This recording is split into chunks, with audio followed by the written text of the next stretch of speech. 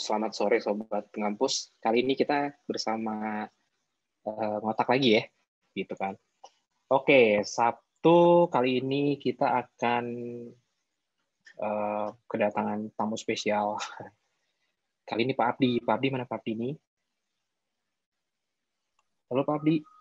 Ya. Oke, Pak Abdi. Oke, sebelumnya saya ucapkan terima kasih Pak Abdi. Udah 2 kali ngisi ngotak kali ini. Luar biasa sekali Pak Abdi. Ya, terima kasih, Pak. Amazing. Oke. Terima kasih Pak udah sharing. Apalagi ini terkait masa depan Sobat Ngampus gitu kan ya. Untuk mendapatkan pekerjaan yang baik gitu. Oke.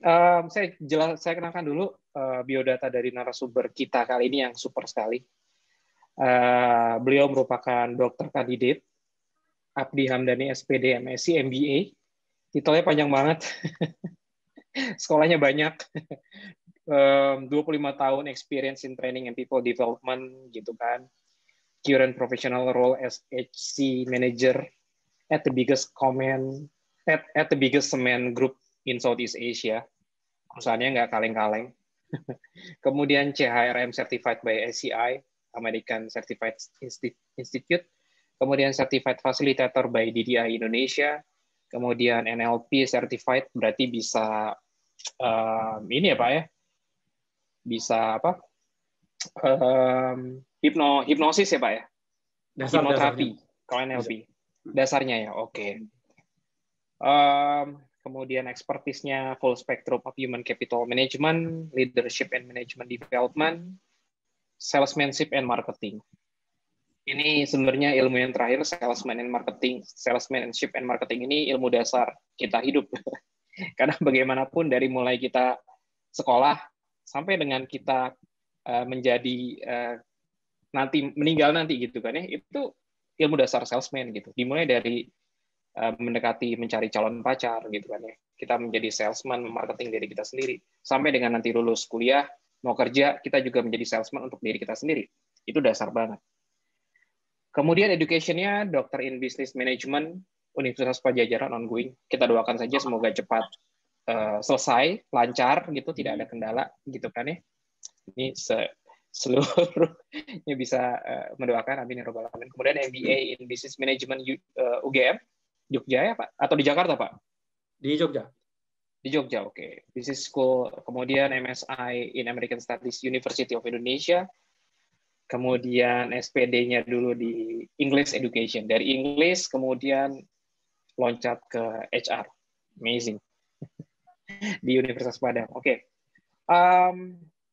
By the way, sebelum saya mulai dengan Pak Abdi, saya pengen tahu dong, Sobat Ngampus itu asalnya dari mana aja ya? Boleh diketik di chat komen.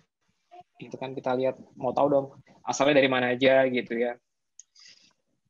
Kemudian, oke, jadi ceritanya begini Pak Abdi. Saya punya istri dulu.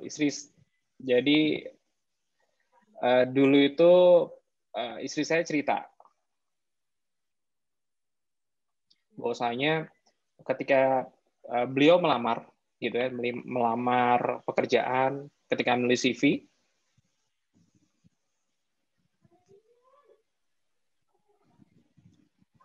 terus kemudian biasanya kala itu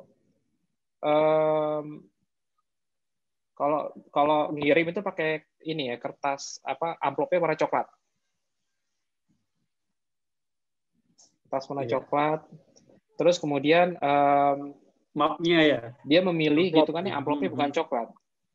Tetapi amplopnya diganti warna hijau toska yang gonjreng. Kemudian dikirimkan lamaran tersebut dengan sampul itu, gitu kan ya. Terus ini salah satu perusahaannya, saya lupa perusahaannya apa, tapi lumayan. Dan yang pelamarnya juga lumayan mengirimkan CV tersebut, itu lumayan banyak gitu kan. Terus dilala dipanggil gitu sama HR. Setelah dipanggil, istri saya nanya, kenapa dari sekian banyak, kenapa lamaran saya gitu kan, kata istri saya itu dilirik gitu. Karena ini di luar dari kebiasaan. Ini biasanya coklat, dia hijau toska. Gitu kan. Itu 2004 berarti ya. Berarti sekitar 16 tahun yang lalu. Oke. Zaman dulu masih belum terlalu banyak CV, LinkedIn juga belum ada. Nah, bagaimana kita bahas dengan sekarang nih Sobat Ngampus. Bagaimana supaya eye-catching kayak tadi kasusnya. Gitu. Oke, kali ini dengan Pak Abdi. Gimana Pak Abdi, apa kabar? Kabar baik, Pak Roni. Alhamdulillah. Alhamdulillahirrahmanirrahim. Wow, di sini ada ini Pak Abdi. Ada yang dari Jember, dari Medan, Sukabumi, Padang. Dari Padang saya lihat juga banyak ya. Hometown. Banyak, alhamdulillahirrahmanirrahim. Jakarta, Bandar Lampung, Sidoarjo, Banjarmasin, Pekalongan, Jakarta in the house, Banten, Jakarta oke, Palembang, Padang, banyak juga. Alhamdulillahirrahmanirrahim. Oke, kali ini kita bahas seputar tentang CV, gitu ya. Caranya membuat CV yang eye-catching seperti tadi. Nah, sebelum Bapak presentasi gitu kan ya, tentang paparan Bapak tentang CV, bagaimana proses rekrutmen saat ini sih Pak? Menarik nih Pak Roni, kalau kita bicara rekrutmen. Kita mungkin nggak bisa menolak fakta bahwa pandemi ini memberikan beban yang tidak ringan ya bagi perusahaan. Dan ada banyak hal-hal yang dilakukan untuk efisiensi tenaga kerja. Jadi kalaupun ada, tapi saya yakin jumlahnya akan banyak. Yang perusahaan itu melakukan ekspansi sehingga mereka memerlukan tenaga kerja. Namun business as usual tetap berjalan. Orang-orang yang MPP perlu diganti, orang-orang yang pensiun perlu diganti, dan proses rekrutmen menjadi lebih tough sekarang. Ya. Agar terpilih itu prosesnya menjadi lebih menantang dibandingkan dengan 3-5 tahun yang lalu dan bahkan mungkin dibandingkan pada waktu kita dulu apply pekerjaan baru ini. Gitu Pak. Competitiveness-nya jauh lebih ketat sekarang. Lebih gila lagi ya. Betul, betul. lebih kompetitif, lebih banyak. Karena kan kita tahu bahwasanya Indonesia udah mulai masuk bonus demografi ya Pak ya. Betul, betul. Gitu. Belum lagi concernnya beberapa pekerjaan akan terdisrupsi sama teknologi. Ya. Ini betul. Gila lagi Pak, gitu kan. Kita suka atau tidak, beberapa tahun yang akan datang, ya, pekerjaan-pekerjaan yang hari ini menjadi primadona, beberapa tahun yang akan datang mungkin akan digantikan oleh mesin, akan digantikan oleh komputer, dan walaupun secara kompensasi ya ada mungkin pekerjaan-pekerjaan yang muncul karena imbas perkembangan teknologi, somehow dimensinya tidak akan lagi sama dengan yang kita lihat sekarang. Iya, terutama yang clerical things ya Pak ya, itu betul. Akan mudah terdisrupsi. Betul. Gitu. Oke, jadi siap-siap nanti Sobat Ngampus persiapkan diri dari jauh-jauh hari, gitu. Perbanyak ilmu, perbanyak knowledge, sama satu lagi perbanyak teman. Itu penting banget. Oke, Pak Abdi, monggo silakan bisa dimulai untuk presentasinya. Baik, terima kasih Pak Roni.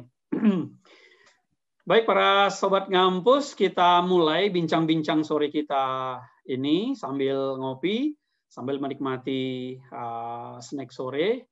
Kita akan ngobrol-ngobrol berhubungan dengan bagaimana kita mendevelop CV. Baik, kita mulai ya. Assalamualaikum warahmatullahi wabarakatuh. Selamat sore dan salam sejahtera bagi kita bersama. Saya senang sekali diundang oleh tim Ngampus. Dan kehormatan bagi saya untuk bisa sharing dengan teman-teman, dengan para Sobat Ngampus, hal-hal yang nanti mungkin akan bermanfaat bagi teman-teman untuk berkompetisi, untuk minimal terlihat dalam antrian. Kalau bisa keluar dari itu didapatkan dengan cara yang elegan tentu saja.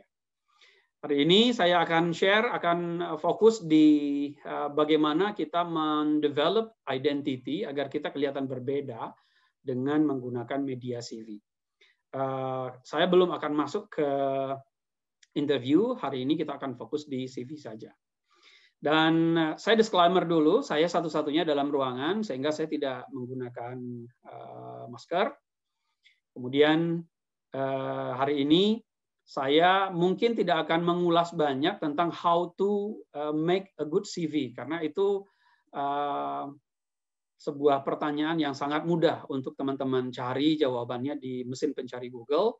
ada jutaan situs yang bisa dikunjungi untuk bagaimana membuat CV, template, dan lain sebagainya. Hari ini saya akan lebih banyak bicara tentang pengalaman saya, akan lebih banyak bicara tentang hal-hal yang mungkin teman-teman perlu take note. So untuk itu saya akan merekomendasikan 3 hal, teman-teman. Yang pertama, let's focus. Dengan fokus nanti teman-teman akan mendapatkan lebih banyak. Karena pikiran kita biasanya kalau fokus, perhatian akan terpusat ke situ. Kalau perhatian terpusat di sana, kita akan bisa dapat catatan, pulpen, kertas, dan lain sebagainya. Walaupun nanti di akhir acara saya akan request tim organizing committee untuk share slide-nya. Somehow kalau ada poin-poin yang mungkin tidak tercover di slide, teman-teman nanti bisa membuat note, dan siapa tahu nanti itu diperlukan. Dan yang terakhir, selamat menikmati makanan dan minuman yang disiapkan sendiri. Begitu. Baik, teman-teman, saya mohon izin untuk share slide. Oke, apakah saya sudah terbaca di sana? Jelas Pak, tapi sudah rada terlihat? Itu ya, ke crop ya Pak. Ya. Sekarang mungkin sudah di full zoom out screen? sedikit ya Pak Abdi. Pak Abdi, mohon maaf, agak di zoom out sedikit Pak Abdi. Karena tulisannya sekarang tidak. Gimana, Pak Roni? Kepotong ya Pak Abdi ya? Kepotong ya? Kepotong ya, oke. Gini aja? Mungkin di F5 mungkin Pak Abdi. F5 ya? Oke, di zoom out, zoom out, zoom out. Oh, oke. Berarti udah aman ya? Berarti saya doang yang bermasalah, Pak Abdi. Mohon maaf. Beberapa teman-teman. Oke, Pak Abdi. Monggo silakan lanjut. Baik. Oke. Baik, teman-teman. Sedikit perkenalan lagi. Tadi sudah disampaikan Pak Roni. Nama saya Abdi Hamdani. Saya biasa dipanggil oleh teman-teman dengan 4 huruf yang pertama. So, selamat datang, selamat berjumpa. Ada banyak teman-teman yang bergabung di sini.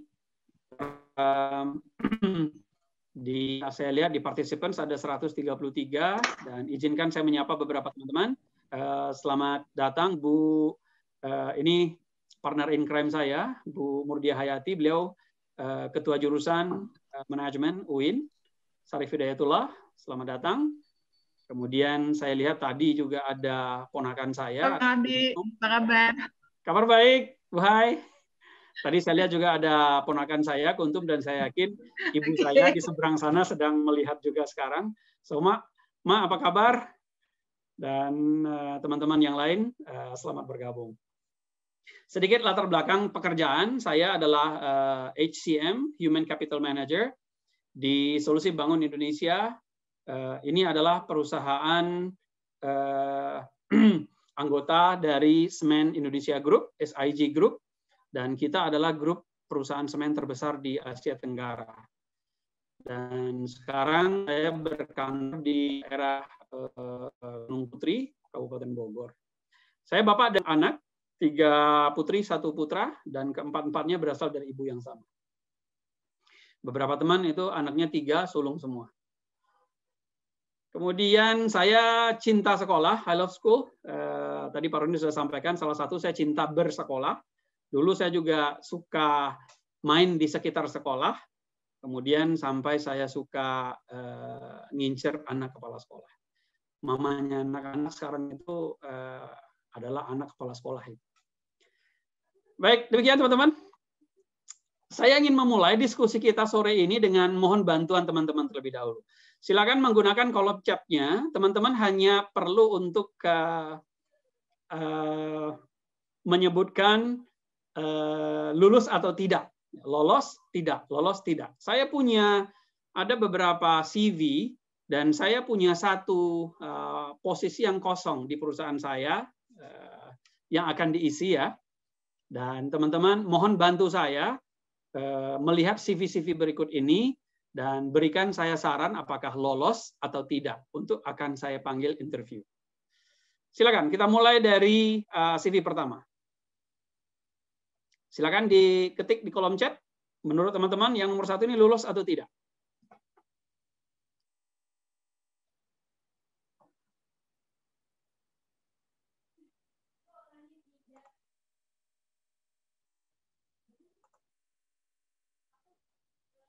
Oke. Oke. Ada yang tidaknya, A-nya panjang. Tidak. Oke. Baik. Ora lulus. Tidak. Tidak. Baik. Oke. Baik. Saya rasa cukup. Kita bergeser ke CV yang kedua. Teman-teman mohon bantu saya lagi. Apakah yang kedua ini juga lolos atau tidak lolos lagi? Silakan. Bagaimana menurut teman-teman yang ini?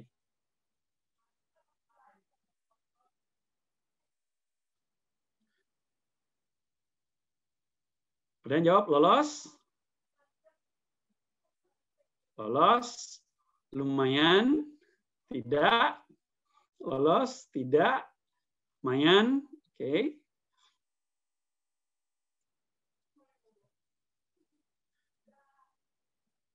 Baik. Pertimbangan? Lolos? Baik. Baik. Wah, ini kayaknya udah bisa jadi orang HR nih. Udah bisa jadi orang rekrutmen nih. Para sobat ngampus. Lanjut. Kita ke yang ketiga. Bagaimana menurut teman-teman yang ketiga ini? Lolos nggak nih? CV yang ketiga ini apakah kita akan loloskan?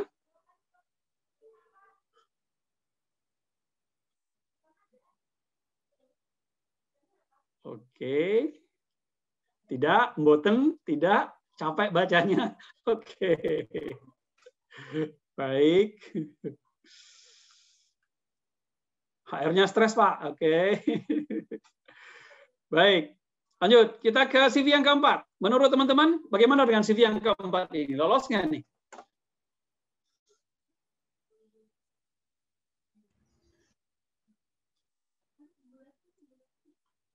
Oke, ada yang bilang lolos. Namanya aja belum diganti, Pak. Oke. Ada yang bilang lolos. Ada yang bilang tidak tahu. Lolos, lolos. Oke. Baik. Jadi teman-teman udah tahu kan ya, sekarang ya rekrutmen itu rupanya kerjaannya nggak mudah loh. Ini baru 4 ini kita analisa.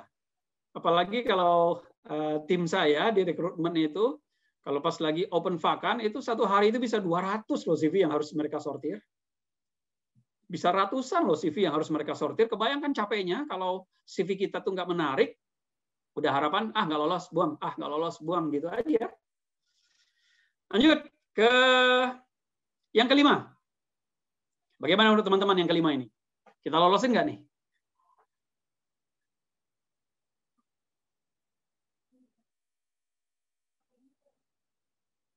Tidak, tidak. Oh, tidak. Oke, baik. Baik. Tidak. Ada yang bilang lolos, ada tidak. Fontnya anti mainstream. Ya, oke. Baik. Kita geser sekarang ke CV berikutnya. Bagaimana menurut teman-teman yang ini nih? Indra Febri Suseno. Saya disclaimer dulu, CV ini saya dapatkan dari Google ya, teman-teman. Jadi tidak untuk tujuan apa-apa, hanya tujuan untuk kita diskusi saja. Kita lolosin nggak nih, Bang Indra ini?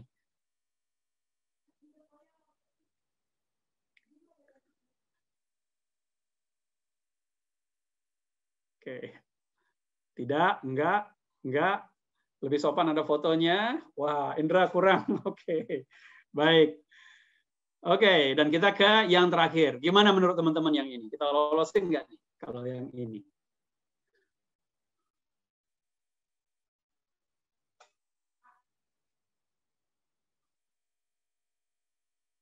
Yang nomor 7, lolos nggak nih?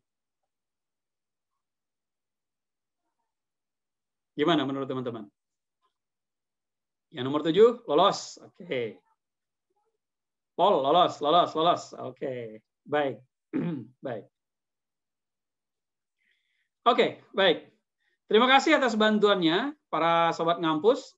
Dan yang pasti, saya akan take your suggestion ya into consideration. Dan sekarang yuk kita lihat. Kalau saya jadi sobat ngampus ya, pertanyaan yang sama tadi diajukan ke saya, bagaimana dengan 7 CV ini, apakah saya akan loloskan atau tidak? Yuk kita lihat. Yang pertama, yang nomor 1, ini saya tolak. Kenapa? Nothing special. Nothing special, cupu. Dan ada bukan ratusan, ribuan orang bisa bikin CV kayak gini. Nggak ada yang menarik di sini. Nomor 2, sedikit lebih baik, tapi masih cupu. Hanya gerombolan saja. Yang nothing special. Nggak ada yang bisa diambil, nggak ada yang memancing perhatian untuk bisa lanjut ke proses berikutnya. 3, saya tolak juga, informasinya banyak, tapi bikin pusing. CV itu sama kayak etalase. Kalau dilihat pertama udah nggak menarik, kita nggak akan masuk. Bikin pusing. Jangan, teman-teman, first tip ya, jangan membuat CV dengan center. Dengan indentifnya center. Kan bikin pusing. Berikutnya yang nomor 5, yang nomor 4, saya juga tolak. Kenapa? CV yang baik adalah CV yang elegan. Ini ada warna merah, ada biru, ada hitam. Ini not really elegant. 5, saya tolak juga. Huruf papirus itu hanya digunakan kalau Anda jadi graphic designer. Kalau Anda mau bikin poster film Avatar, boleh Anda gunakan huruf papirus. Tapi kalau untuk CV, not recommended. 6, Bang Indra. Diterima atau enggak nih Bang Indra? Pertanyaannya buat Bang Indra. Oke Bang Indra, apakah Anda satu-satunya orang yang menurut Anda itu terbaik untuk melamar di posisi ini? Karena ada 3 truk yang bisa membuat CV seperti ini. So, saya juga reject. Dan yang terakhir, yang nomor 7, ini baru saya pertimbangkan. Terima kasih teman-teman yang tadi sudah menyarankan ini dipertimbangkan. 3 alasan utama yang membuat ini akan saya pertimbangkan adalah yang pertama, secara layout menarik, mudah untuk melihat informasi-informasi kunci yang saya perlukan dalam melakukan seleksi. 1. Kemudian yang kedua, kelihatan profesional dengan pengalamannya. Kemudian yang ketiga, bisa jadi ini adalah orang yang dicari oleh perusahaan. Karena dari achievement yang dia tulis di sini, ini sepertinya orang ini menarik untuk kita explore lebih jauh. So, dari 7 CV tadi, rekan-rekan sekalian, ada 1 yang dipertimbangkan. Yang 6 itu, ya punten ya, nyun sewu, sorry to say, itu kita lewatkan.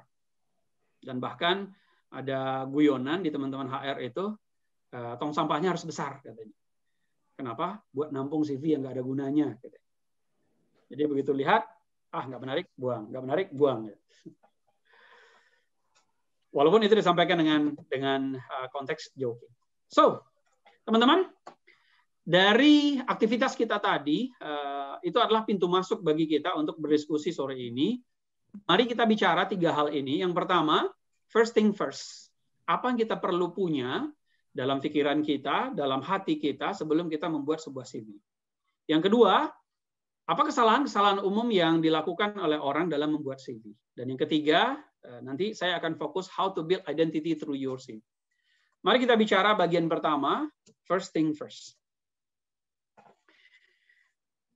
Pertanyaan penting yang perlu kita jawab. Pada waktu Anda melamar pekerjaan dan Anda akan membuat CV Anda, dalam pikiran Anda itu, kira-kira Anda butuh pekerjaan, artinya Anda perlu rekruter, atau rekruter yang perlu Anda?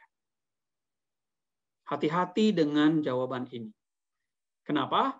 Pada saat Anda mengatakan, saya perlu rekruter, maka otak kita akan menerjemahkan kita orang yang butuh.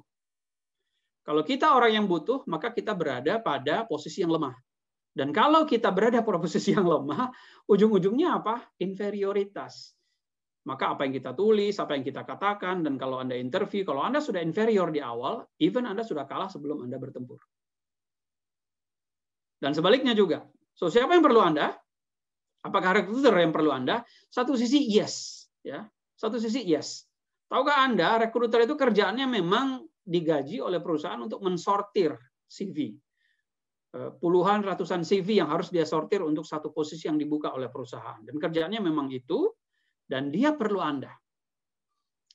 Dan saya ingin membuatnya menjadi balance, agar posisi tawar kita itu imbang, dan agar pada waktu kita mendevelop CV kita, kita memiliki pandang yang positif. Kita perlu untuk memastikan bahwa cara pandang kita terhadap proses mencari pekerjaan ini harus positif, guys. Ya, siapa perlu siapa? Dua-duanya. Kita perlu mereka dan mereka perlu kita. Dan stresnya sama.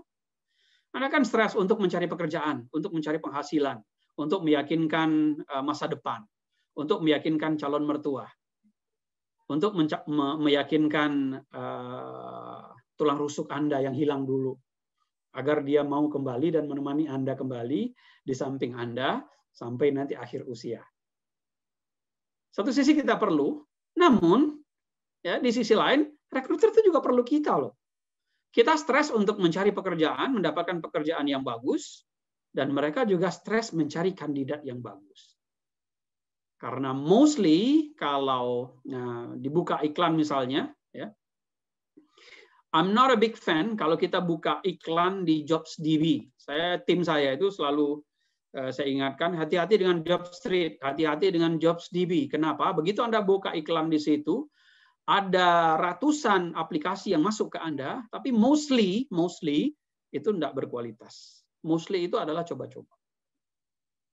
Sehingga apa yang perlu Anda lakukan? Anda perlu mencari channel-channel yang tepat. Anda perlu mencari cara yang tepat agar Anda bertemu dengan kandidat yang bagus. Bahan bakunya bagus, dan agar perusahaan mendapatkan orang yang bagus. Dan bahkan setengah bercanda, saya sering menggoda tim saya, rekruter itu. Kayaknya angka pengangguran di Indonesia, data yang setiap tahun diberikan oleh Departemen Tenaga Kerja itu bohong deh kayaknya. Kita nyari satu orang aja berbulan-bulan nggak dapat. Padahal data dari Departemen Tenaga Kerja itu ada jutaan orang loh. Ya, pada bulan Desember kemarin itu lebih dari 10 juta orang loh pengangguran aktif di Indonesia. Dan 80% mereka adalah orang yang berpendidikan tinggi, D3 dan S1. Sekian kecil persen itu S2. Sementara kita susah loh mencari orang. Nah, masalahnya di mana? Masalahnya adalah belum ketemu apa yang dicari. Nah, kembali ke apa yang tadi saya katakan pertama, first thing first, perlu diingat, perlu dibangun keyakinan dalam diri kita bahwa bukan hanya kita yang perlu mereka, mereka juga perlu kita. Kalau Anda sudah berpikir seperti itu, maka PD-nya akan nambah. Kalau PD-nya nambah, insya Allah yang Anda tulis juga penuh dengan PD, informasi-informasi yang Anda tulis, itu akan mencerminkan personality Anda, akan mencerminkan identitas Anda. Your CV is your passport, guys. Ya, CV Anda itu adalah pintu masuk ke ruang interview. Dan CV Anda itu adalah wajah. Ya, kalau wajahnya sudah dilihat pertama nggak menarik, Anda nggak bisa buka pintunya.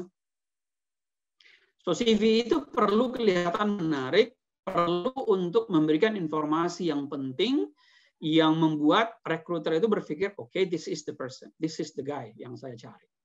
Dan CV itu adalah your license to join the game. Ya, CV Anda itu adalah izin Anda untuk bisa berkompetisi.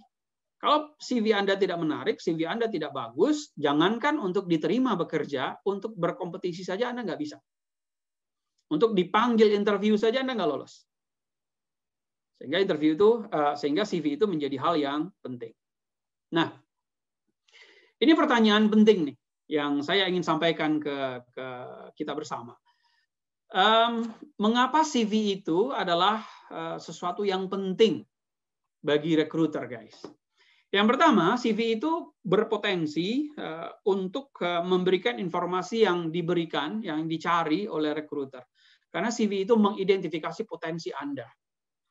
CV itu akan menjelaskan, memberikan informasi mengapa Anda berbeda dibandingkan dengan yang lain. CV itu sebagai diferensiator, sebagai pembeda. Kalau yang tadi, CV itu menjelaskan apa yang Anda miliki. Kemudian yang kedua, CV itu adalah pembeda Anda dengan yang lain. Saya sering bercanda ke adik-adik saya, ponakan-ponakan saya. Ada adik saya, dia alumni salah satu politeknik terbaik di luar Pulau Jawa. Kemudian waktu saya tanya, ya, kita pura-pura interview lah, gitu ya. Kita simulasi interview. Dan pertanyaan saya, menurut Anda, kenapa saya harus menerima Anda? Dan jawabannya, karena saya alumni politeknik Universitas Anu, kemudian IPK saya 3, sekian. Dan saya langsung skakmat, no, that's not a good answer. Kenapa? Karena ada ribuan, ada jutaan orang di luar sana yang memiliki nilai yang Anda jual itu. Pertanyaan saya, apa yang membuat Anda berbeda? Nah, itu yang perlu diingat, itu yang perlu dipikirkan dari sekarang, teman-teman. Apa yang membuat kita berbeda dengan yang lain? Nah, CV itu merupakan salah satu media untuk bisa menyampaikan kepada si recruiter apa yang membuat kita berbeda dengan yang lain. Lanjut. CV itu menunjukkan profesionalitas dan daya tarik bagi perusahaan. Yang tadi, yang nomor 7, itu ada informasi-informasi yang dicari oleh perusahaan. Dan itu adanya di CV yang nomor 7. Dan itu akan menjadi kunci untuk membuka pintu ruangan interview bagi si pemilik CV yang nomor 7 tadi, teman-teman. Lanjut, kita bergeser ke poin yang kedua, ke topik yang kedua yang ingin saya diskusikan sore ini. Yang pertama, kesalahan umum dalam membuat CV itu apa? Yuk kita lihat. Yang pertama adalah typo. Ini klasik banget loh. Ini klasik banget. CV yang kita buat apalagi dalam bahasa Inggris gitu kan. Ada kata yang salah huruf, kemudian ada yang harusnya huruf besar, kemudian Anda kasih huruf kecil, ada yang harusnya miring, kemudian Anda tidak miringkan. Kemudian ada mungkin yang harusnya spasi, Anda nggak kasih spasi, ada yang harusnya titik, Anda kasih koma. Sederhana saja, kalau Anda tidak hati-hati dengan typo ini, padahal ini dokumen penting ya, dalam tanda petik dokumen yang maha penting malah, bagaimana Anda bisa mengatakan, meyakinkan pada recruiter, Anda juga akan hati-hati dan tidak bekerja. Karena ini akan langsung nanti dihubungkan. Orang CV-nya Anda jamburadul begitu, banyak salah ketik, apalagi kerjaan Anda. Si recruiter akan menghubung-hubungkan. Ya, dia akan menghubungkan pikirannya, dia akan kepikiran yang lain yang mungkin tidak ada di CV Anda, tapi dia akan mendapatkan informasi, gambaran yang negatif tentang Anda. So, apa yang perlu Anda lakukan? Apa yang bisa Anda lakukan untuk menghindari ini? Yang pertama, periksa berulang-ulang. Jangan hanya percaya dengan garis merah dan garis biru di Microsoft Word itu. Ya, periksa berulang-ulang dan pastikan bahwa kesalahannya seminimal mungkin, dan bahkan kalau bisa jangan ada kesalahan. Kemudian gunakan proofreader. Akan baik bagi Anda kalau Anda dibantu oleh teman-teman, oleh rekan Anda yang bisa menjadi proofreader. Karena mata yang paling jujur adalah mata yang tidak berasal dari tubuh yang sama. So, bantu rekan Anda dan minta bantu juga kepada rekan Anda untuk memeriksa CV yang akan Anda kirimkan ke perusahaan impian Anda. 1, salah ketik ya. Berikut 2, terlalu funky. Anak-anak generasi milenial dan generasi alfa, mereka yang sudah tumbuh dengan tablet, mereka generasi yang dibesarkan oleh iPad, dibesarkan oleh aplikasi, desain, dan lain sebagainya. CV yang culun itu nggak baik. Tapi CV yang terlalu funky itu juga nggak baik. Anda bisa lihat, ini ilustrasi, saya ambil gambar ini. Ini kalau udah lihat begini, saya udah langsung ilfil aja nih. Udah deh. Makasih deh. Sampai jumpa lain waktu aja. So, apa yang bisa Anda lakukan? How to deal with it? CV yang baik itu adalah yang sederhana tapi modern. Yang nomor 7 tadi guys, itu sederhana loh. Tapi modern. Ya. Kelihatan elegansnya itu. Kemudian yang kedua, yang bisa Anda lakukan, hindari font yang terlalu kaku. Jangan menggunakan Times New Roman. Please, jangan Times New Roman. Kalau Anda menggunakan Times New Roman, itu artinya pemalas. Itu font yang udah terlalu garing ya. Dan jangan juga menggunakan font yang terlalu meriah, kayak Papillus yang tadi, atau Monotype Cursiva, itu tidak disarankan. Gunakanlah font-font yang elegan. Saya suka Bookman All Style. Beberapa Arial juga cukup layak untuk dijadikan pilihan. Intinya bahwa CV Anda perlu Anda jaga, jangan terlalu funky. Dan jangan terlalu culun juga ya. Lanjut. 3. Ini penting ini. Orang dalam membuat CV berikutnya melebih-lebihkan, bohong, bokis. Karena sesuatu yang tidak Anda lakukan, kemudian Anda tuliskan, itu dengan mudah loh bisa kedetek. Kalau tidak kedetek di saat membaca, kedetek nanti pas interview, dan Anda langsung dicoret. Kalau nggak kedetek pas interview, kedetek pas Anda bekerja, wah itu bisa kriminal loh malah ujung-ujung. Itu masalah kredibilitas dan Anda memberikan keterangan atau palsu. Sementara hubungan kerja itu adalah hubungan yang diikat secara hukum. Di perusahaan saya itu ada yang sampai kita keluarkan dan diberhentikan dengan tidak hormat.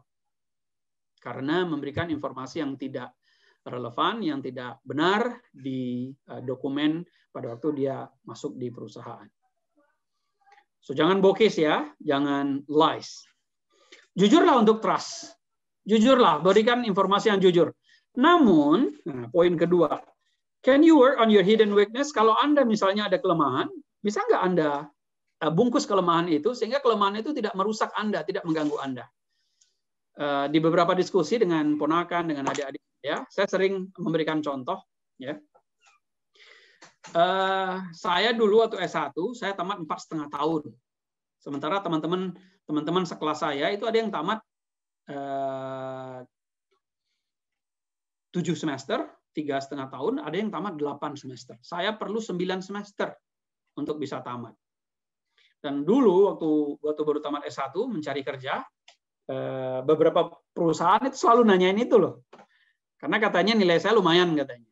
Saya waktu tamat S1, IPK saya 3,77, sementara saya tamat 9 semester. Ini kok kayaknya paradoks ini. Ini kok kayaknya nggak sinkron ini. Nah, saya ditanya itu tuh. Sering saya ditanya waktu saya interview dulu awal-awal mencari kerja tamat S1 itu. Nilai Anda lumayan baik, nilai Anda 3,77, tapi kenapa Anda lama sekali ya tamatnya ya?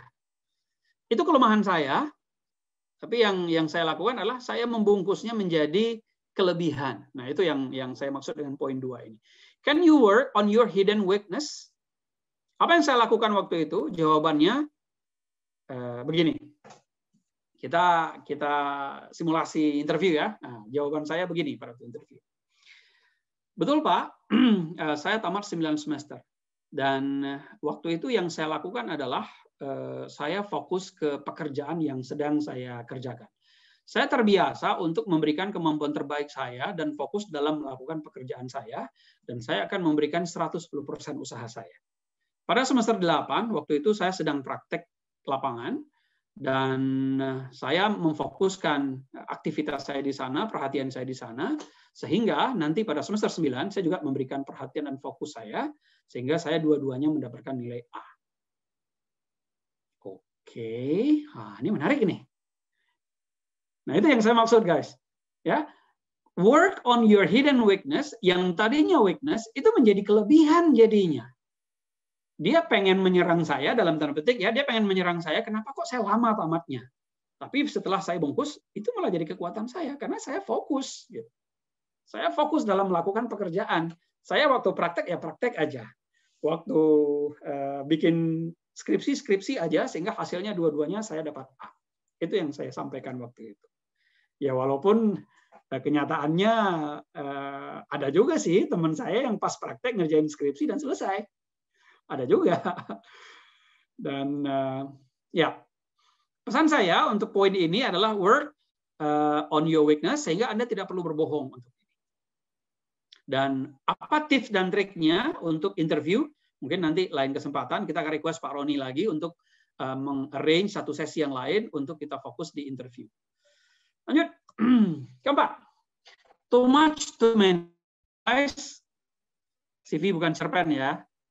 CV itu bukan karangan, CV itu bukan novel. So, tidak perlu Anda bercerita panjang lebar seperti membuat cerpen.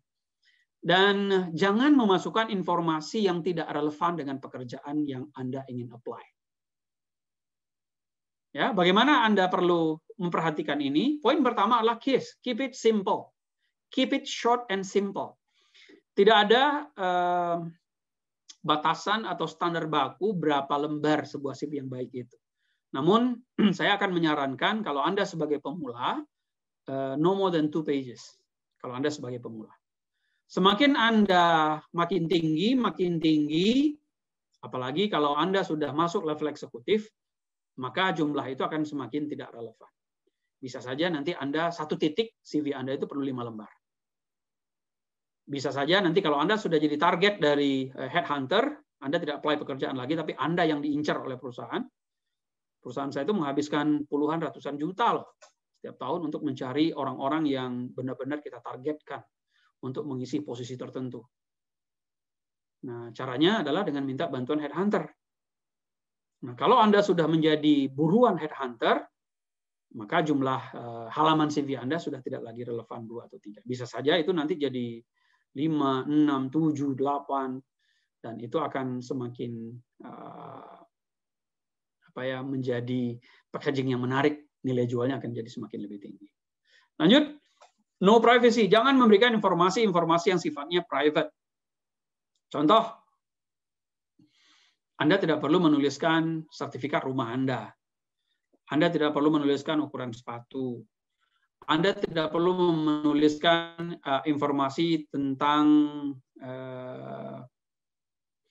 misalnya nomor telepon dari referensi yang Anda berikan di CV. Kalau itu tidak diminta, atau kalau itu tidak dikonfirmasi terlebih dahulu.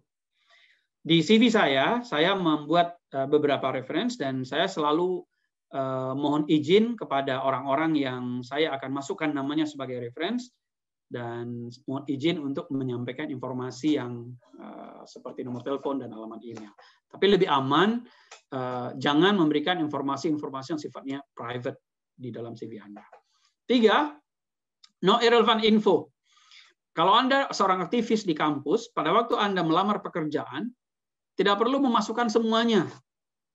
Misalnya tim humas, kemudian anggota choir di kampus, pengibar bendera pusaka, sekretaris OSIS, dan lain sebagainya. Kalau itu tidak berhubungan dengan pekerjaan yang Anda apply, no need. Anda hanya mungkin perlu untuk apa yang ingin misalnya. Fine. Somehow, Anda tidak perlu menuliskan semuanya. Ya, kalau tidak relevan. Lanjut, fokus on result, not list. Ya. Nggak perlu listnya terlalu banyak kalau hasilnya itu hanya 1. Yang tadi yang saya sebutkan kegiatan kampus itu hasilnya hanya 1. Hasilnya apa? Hasilnya adalah bahwa Anda memiliki exposure, Anda memiliki kemampuan komunikasi yang bagus. Itu saja yang ingin Anda sampaikan sebenarnya. Dan tidak perlu list yang panjang, cukup 1 atau 2 yang major saja, dan fokuslah pada hasil. Jangan fokus pada list. Seorang membuat CV adalah one for all. Bikin satu CV dan itu dipakai untuk semua perusahaan. Apapun posisinya dipakai itu. Saya tidak merekomendasikan dan tidak menyarankan. Do your homework. CV yang bagus adalah CV yang tailor-made. Beda pekerjaannya, beda CV-nya. Dan selalu update CV Anda dari waktu ke waktu. dari masa ke masa. Kalau ada yang Anda lakukan, ada informasi yang Anda perlu update, segera update CV Anda.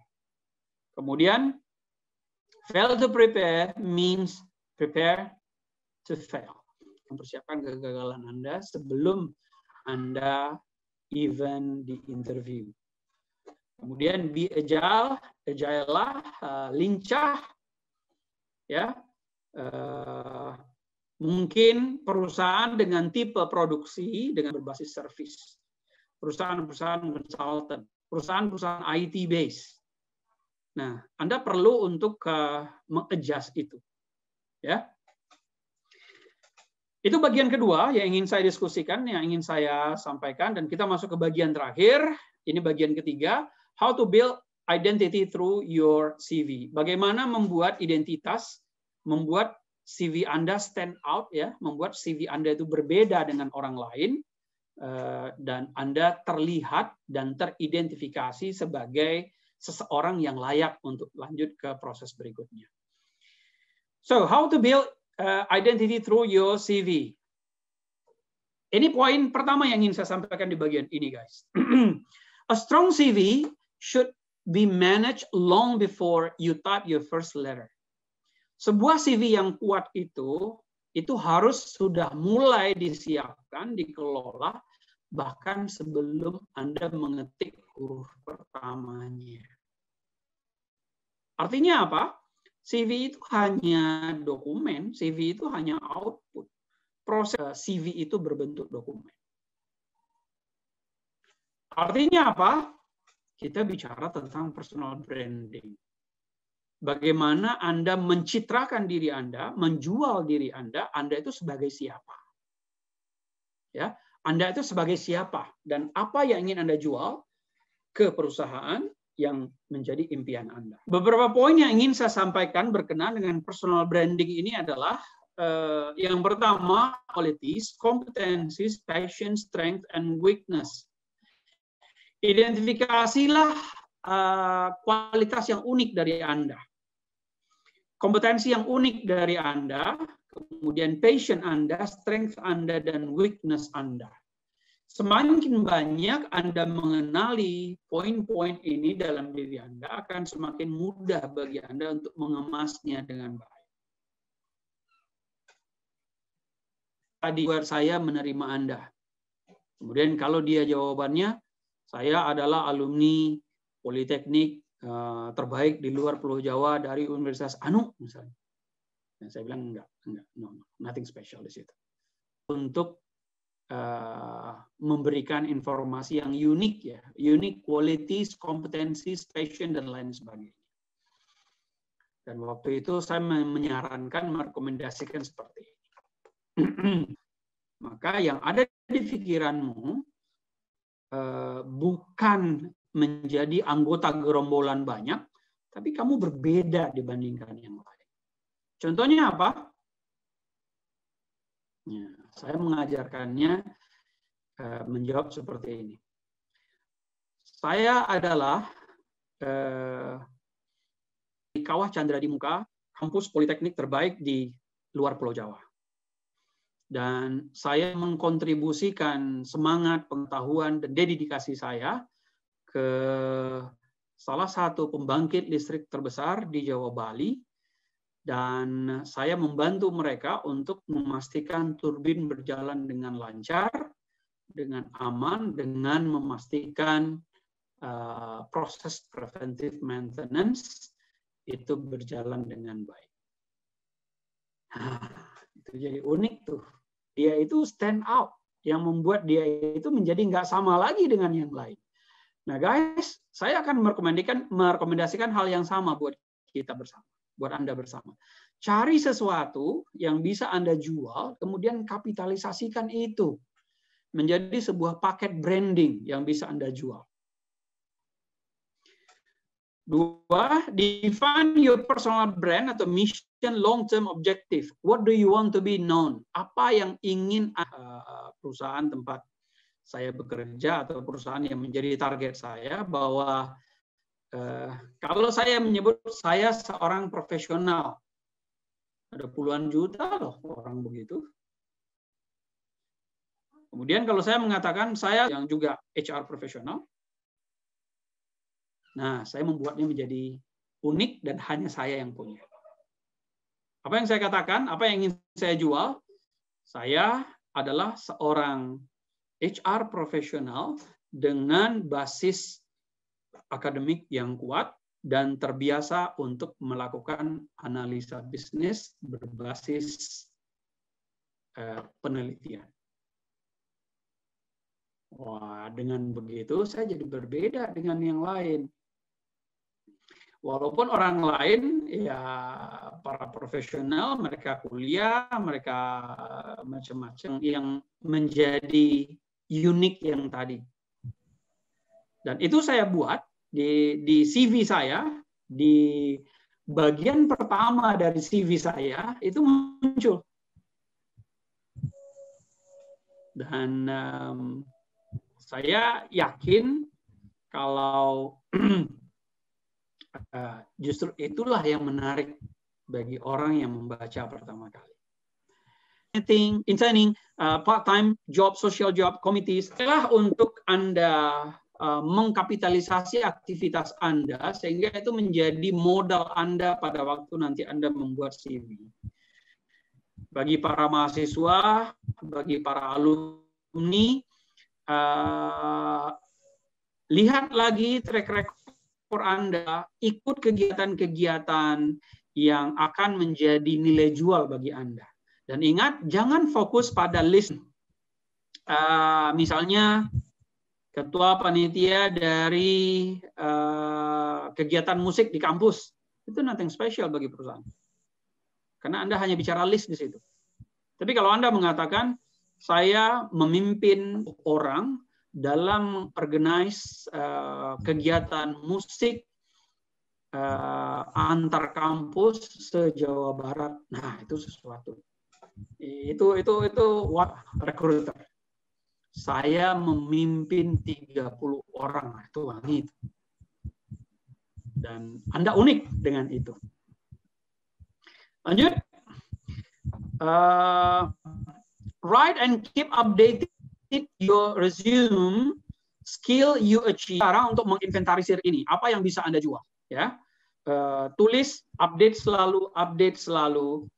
Kalau saya hitung sejak saya mulai bikin CV sampai sekarang, wah, versinya mungkin udah versi kesekian ya, udah lebih 40-50 kali.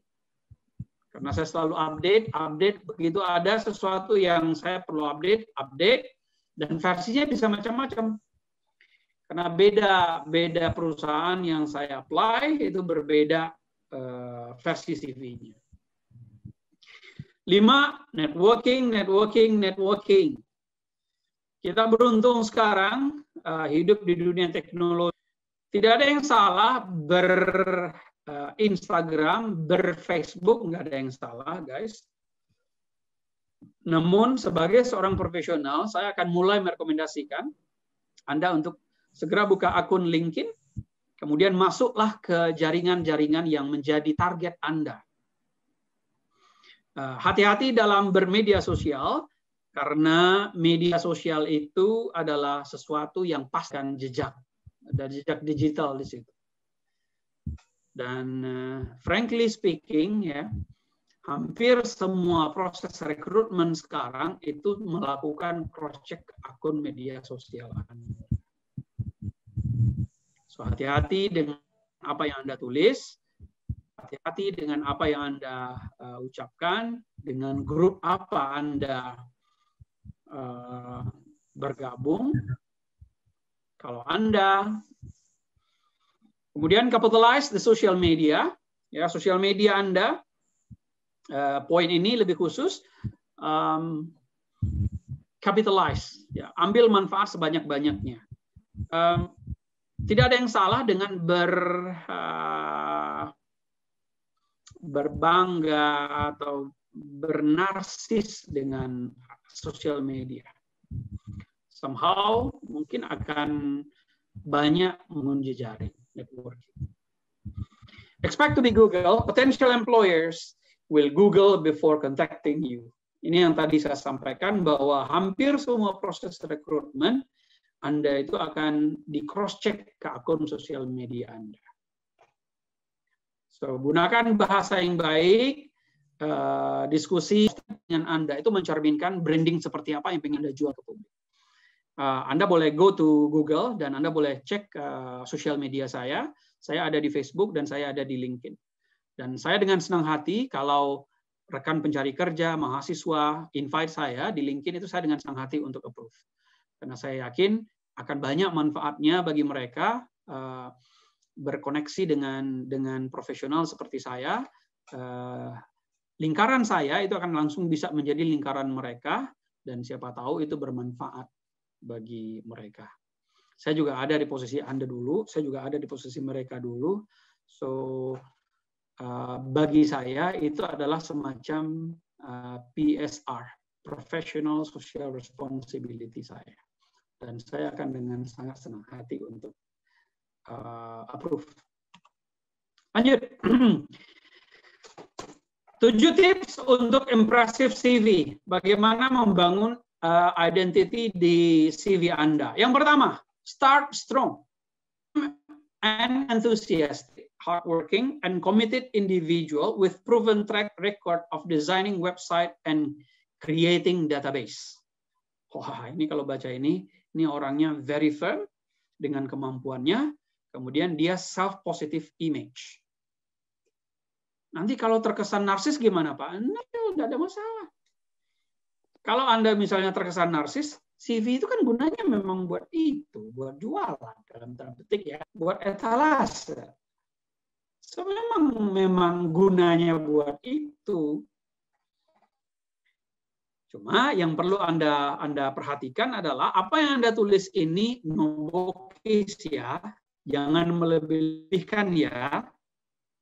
Kalau Anda memang orangnya seperti ini, dan ini justru menjadi informasi yang penting dan harus Anda masukkan. So start strong, kita udah diskusi ini. Ini contohnya. I was the chairman of organizing committee National Math Olympics. Saya tidak merekomendasikan ini. Karena Anda lihat bagian kedua. Nih saya ganti cara menuliskannya di CV.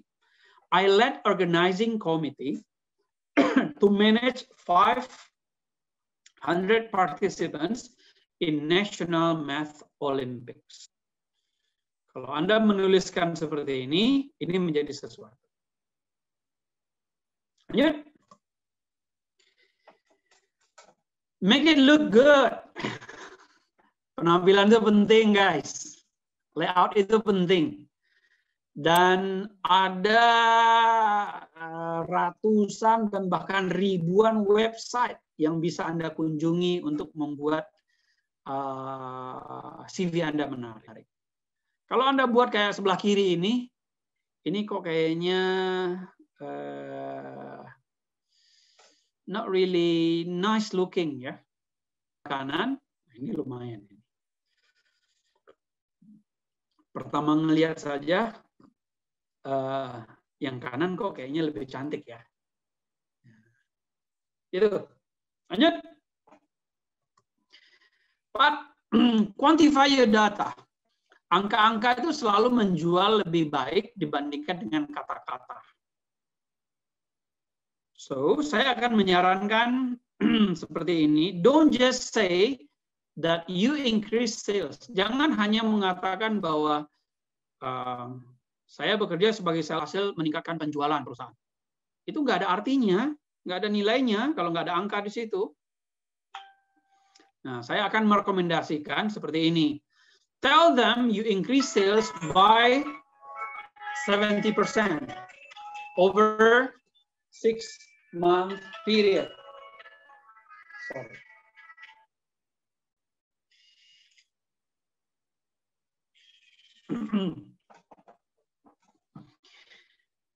So, katakan bahwa, jelaskan bahwa Anda meningkatkan penjualan Dengan mengatakan sesuatu tentang industri yang Anda apply, itu menunjukkan bahwa Anda memiliki perspektif yang luas, Anda memiliki pemahaman luas di industri tersebut. Dan itu akan baik. Di CV Anda, bagus kalau Anda bisa menuliskan beberapa kalimat, ya 1-2 kalimat, yang bisa menjelaskan atau yang bisa memberikan gambar tahu industri ini tentang apa. Dan Anda tahu tren di industri dan Anda paham tentang industri ini. Dan itu akan memberikan kesan positif. Saya ingat suatu saat saya pernah dulu di-approach oleh sebuah perusahaan financing. Kemudian nggak lupa ya, waktu itu kayaknya saya menjelaskan tentang NPL, non-performing loan. Ya, biasanya kalau bank, perusahaan pembiayaan, NPL itu jadi KPI utama mereka. Dan saya tulis itu di CV saya, bahwa saya memiliki added value yang bisa saya berikan kepada perusahaan untuk memastikan angka non-performing loan ada di bawah 2,5%. Dan menarik, waktu itu review direktur HR-nya dan sampai ke CEO-nya waktu itu kita ngobrol-ngobrol. Cuma karena belum jodoh, akhirnya saya nggak jadi join di perusahaan itu. Lanjut. Highlight key information. Gunakan kalimat atau kata-kata yang powerful. Contohnya seperti apa? Saya membantu perusahaan untuk mendapatkan atau mencapai KPI-nya. Itu bukan kata-kata yang kuat. Gunakan kata-kata yang kuat seperti saya menghemat 60% dari budget training dengan inisiatif yang saya tawarkan atau yang saya lakukan. Nah, itu penting. Ya, saya memotong budget, nah, itu strong. Saya meningkatkan penjualan, nah, itu strong. Saya menekan angka keluhan, nah, itu strong. Ya, so diksi Anda hati-hati karena kalau Anda bisa mengartikulasikannya dalam kata-kata yang tepat, kata-kata yang kuat. Dan yang terakhir adalah present yourself as a problem solver. Yang tadi saya contohkan, hampir semua masalah kalau di perusahaan lembaga pembiayaan keuangan itu adalah NPL. Dan saya muncul, yang saya tawarkan di CV saya adalah saya solusi. Nah, dengan begitu, I'm the one yang dicari oleh perusahaan. Itu yang ada di pikiran saya waktu itu. Dan mudah-mudahan pembuka cakrawala yang menarik bagi para sobat ngampus. Dan kita akan lanjutkan diskusi kita dengan tanya jawab. Saya kembalikan ke Pak Roni. Silakan Pak Roni.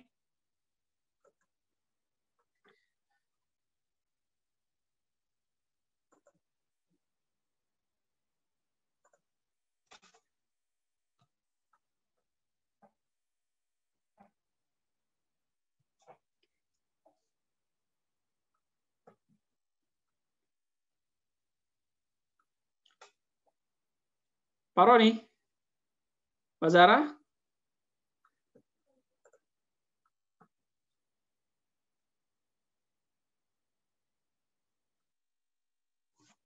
Halo?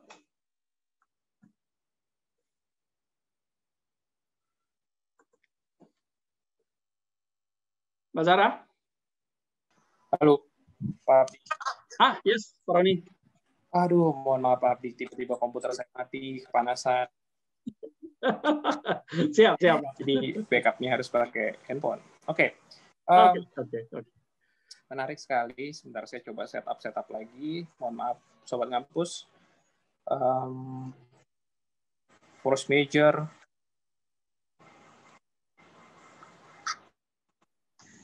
Oke.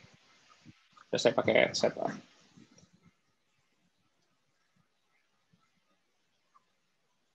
Oke. Nah, benar sekali paparan dari Pak Abdi tadi, luar biasa. Untung saya masih bisa melihat sampai slide terakhir yang Pak Abdi menawarkan diri dengan sebuah solusi, bahwasanya menjadi solving problem ya, problem solver.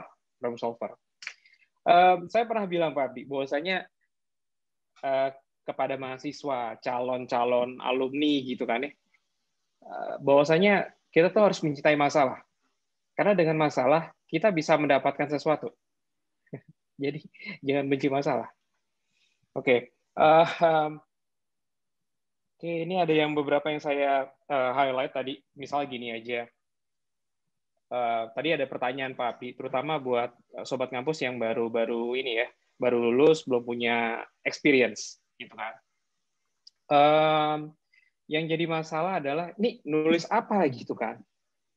Kan tadi Pak Abdi bilang start gitu kan ya. Gitu, yang menjadi pembeda harus start gitu. Nah, salah satunya adalah mulai bikin portofolio gitu. Ya. Nah, kalau menurut Pak Abdi punya ini nggak, punya solusi nggak kira-kira untuk yang para mahasiswa atau yang mau lulus, mereka belum punya experience lah pastinya. Ketika di beberapa lamaran kan ditanyakan experience-nya berapa banyak gitu. Nah, menurut Pak Abdi, solusinya seperti apa ya? Oke. Baik, makasih Pak Roni. Menarik Pak Roni. Sebelum wisuda, mereka ikut kegiatan kemahasiswaan nggak Pak Roni? Ikut? Beberapa, iya. Ikut. Terutama sekarang ya Pak Abdi ya? Ya, terutama sekarang. Kampus Merdeka. Ikut. Mereka ikut PKL nggak? Beberapa ada. Ikut PKL. Ada beberapa yang kuliah kerja praktek, ada yang magang, ada yang internship.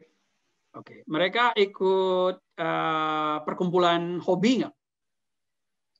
Pastinya ya, ada yang namanya unit kegiatan mahasiswa ya Pak. Oke.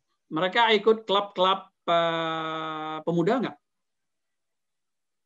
Beberapa ada, beberapa enggak ya, tergantung ya. Kalau itu opsional sih. Saya nggak terlalu masuk kalau di gitu ya, kegiatan kepemudaan.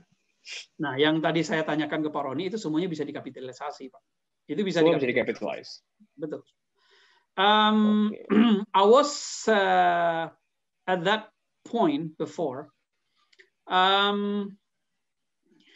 menjelaskan atau memberikan informasi bahwa Anda punya pengalaman 5 tahun, 10 tahun itu nggak mungkin kalau Anda baru wisuda bulan kemarin. Nggak mungkin. Terus dari sisi itu, that's your weak point. Tapi di sisi lain itu yang tadi saya bilang bahwa work on your weak point sehingga itu bisa menjadi your strong point, Pak. Nah, saya akan mengatakan begini. Kalau kita belum punya pengalaman kerja, itu justru seperti ini. Saya menyiapkan diri sebagai seorang profesional selama lebih kurang 4 tahun di masa perkuliahan saya. Saya beradaptasi dengan berbagai macam orang dari latar belakang yang berbeda dan saya etnik. Saya terbiasa untuk bekerja sesuai jadwal dengan banyak mata kuliah dan aktivitas saya di kampus, bla bla bla bla bla bla. Dan saat ini saya siap untuk tantangan profesional saya yang pertama. It's a matter of packaging-nya, Pak. Even bahkan untuk informasi yang tidak ada nilainya sama sekali pun bisa kita kapitalisasikan. Contoh begini, Pak Roni.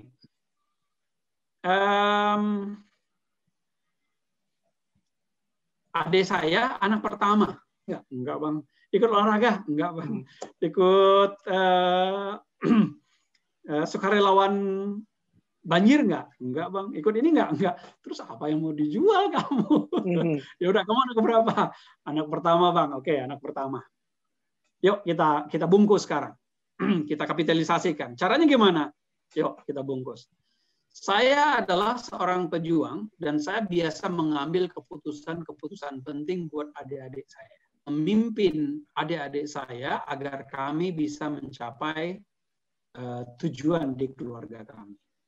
Itu kapitalisasi itu udah bisa dijual itu. Itu wangi itu bagi rekruter kalau Anda bisa mengemas informasi yang sebenarnya nggak terlalu penting, tapi itu menjadi pembeda, menjadi keunikan dan membuat Anda bertanya. IP praktek misalnya. Kalau Anda hanya mengatakan bahwa saya praktek di Garuda Indonesia, itu nilainya very minimum, Pak Roni. Dan akan berbeda ceritanya kalau kalimat yang disusun adalah saya mendapatkan pengetahuan dan paparan industri penerbangan dari maskapai penerbangan nomor 1 di Indonesia, dan saya belajar tentang bagaimana SOP itu menjadi panduan penting pada waktu melakukan pekerjaan. Karena dunia penerbangan adalah dunia dengan tingkat toleransi 0 untuk presisi pekerjaan. Kesalahan. Dan saya siap untuk melanjutkan ke jalur profesional berikutnya. Itu Pak Roni. Oke. Mudah-mudahan menjawab, Pak. Siap, Pak. Tapi ada satu lagi sih, Pak, yang mungkin perlu divalidasi juga ke Bapak.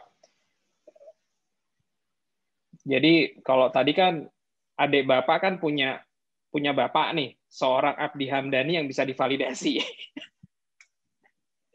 Nah, gimana kalau Sobat Ngampus yang tidak punya seorang Abdi Hamdani gitu kan ya? Sobat Ngampus itu pergi kemana untuk membuat harum tadi gitu, untuk melakukan, wah ternyata ini bisa di-capitalize gitu ya. Oh ternyata kata-kata ini yang perlu di-twist supaya bisa nge-boost gitu untuk di-capitalize. Itu sih Pak. Makasih Pak Roni. Semoga yes. Ini mewakili. Betul apa yang disampaikan Pak Roni, dan itu adalah tantangan ya bagi para Sobat Ngampus. Mungkin nggak banyak orang yang bisa diajak berdiskusi dan bisa memberikan perspektif pandangan-pandangan seperti yang tadi saya sampaikan. That's the magic of networking.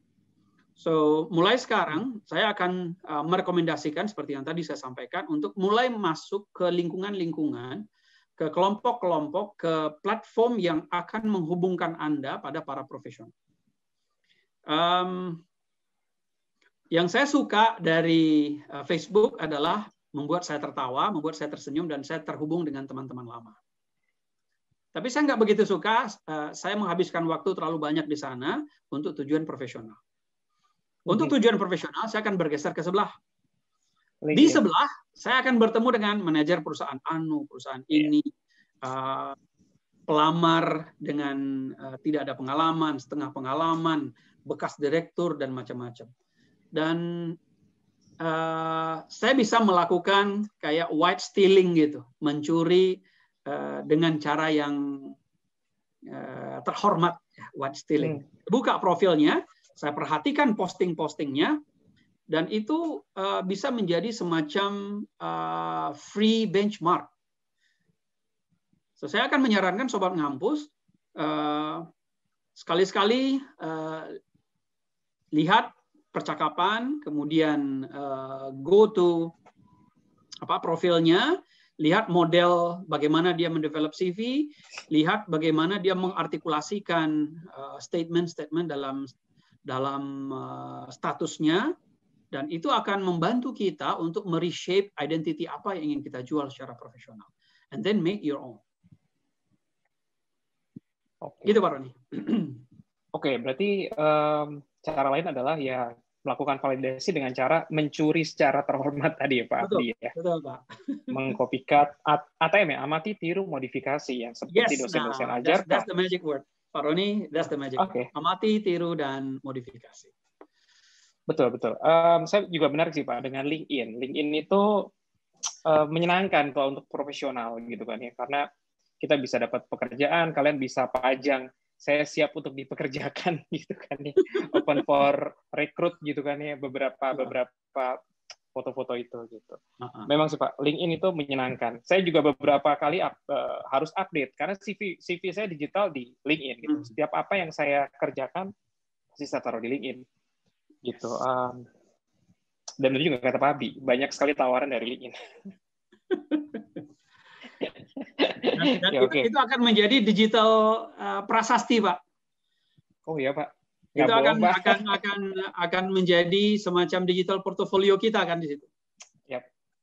Ya, betul sekali.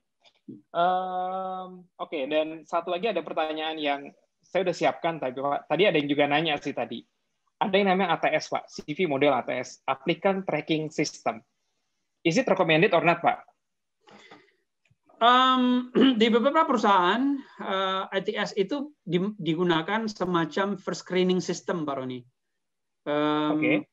Karena yang tadi saya sampaikan, kalau kita buka, apalagi perusahaan-perusahaan yang masuk dalam kelompok admired employer, ya perusahaan-perusahaan yang menjadi mimpi anak Indonesia atau mimpi jutaan pekerja pencari kerja untuk kerja di sana, kayak Pertamina misalnya.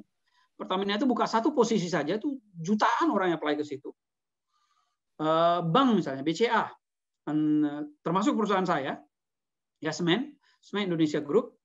Kalau buka satu posisi, wah itu ratusan ribuan orang yang apply. Nah, salah satu yang menjadi first screening tool kita itu adalah kayak yang tadi itu, Pak. Apa namanya? ATM ya?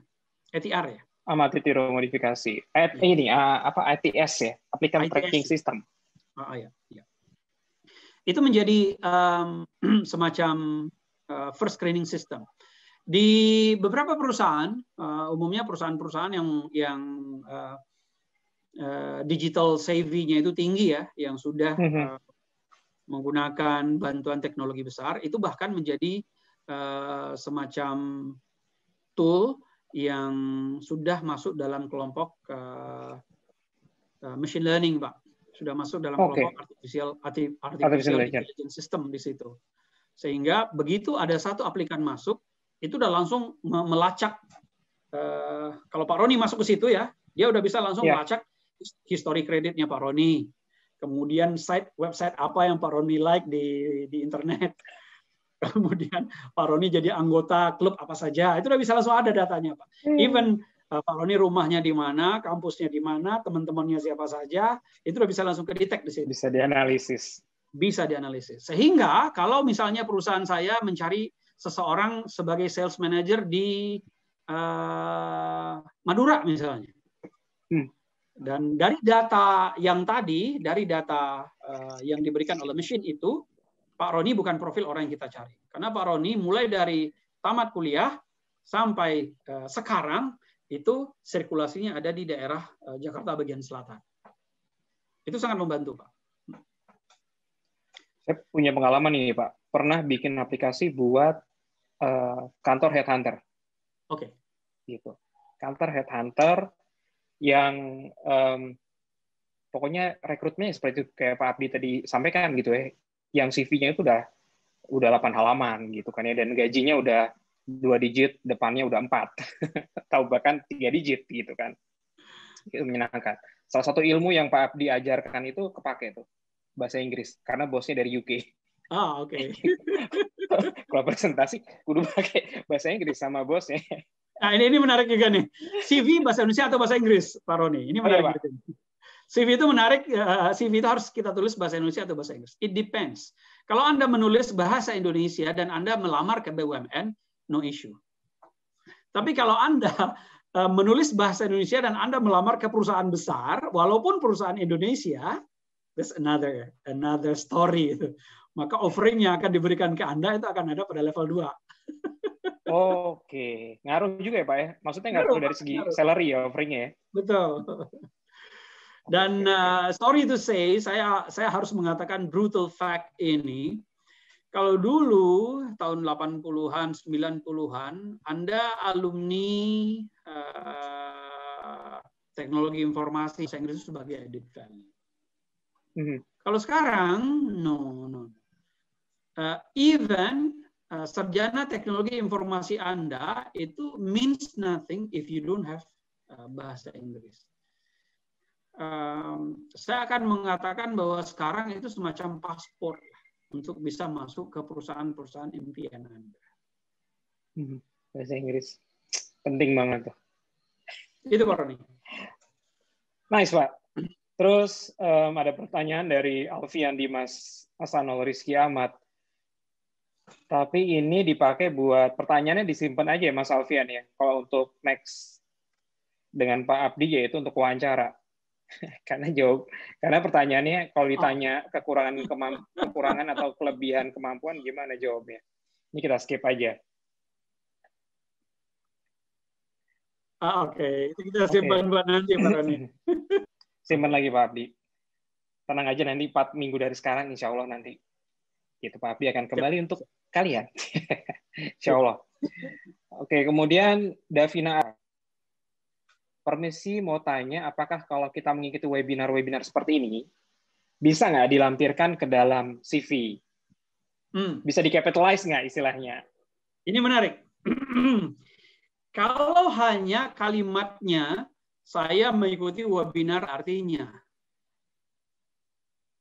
Masih bicara list. Okay.